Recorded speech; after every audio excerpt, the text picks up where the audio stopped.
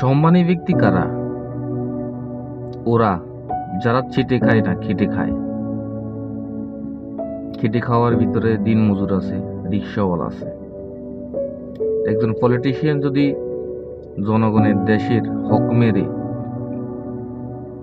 কোটিপতি হয়, সে কি সম্মানী ব্যক্তি? বা রাজনীতিতে অবৈধভাবে নির্বাচন করে বা যেই হোক চেয়ারম্যান হয়, সম্মানী ব্যক্তি আপনার দৃষ্টিতে, আমার দৃষ্টিতে কি হবে? বা প্রেসিডেন্ট হলো, কি হবে? একজন সত্যিকারের দিনমজুর, নাকি সত্যিকারের একজন ইমাম, নাকি দেশের প্রধানমন্ত্রী বা প্রেসিডেন্ট? আমার চোখে যে খেটে খায়, চেটে না, সেই সম্মানী ব্যক্তি। একজন ইমাম সাহেব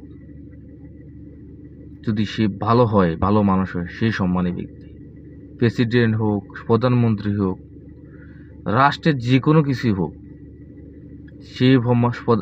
সেই সম্মানী ব্যক্তি ততক্ষণ না যতক্ষণ সে একজন পরিশ্রমী, একদম একজন সহৃদয়বান এবং সঠিক নির্ণয়কারী ব্যক্তি না হয়।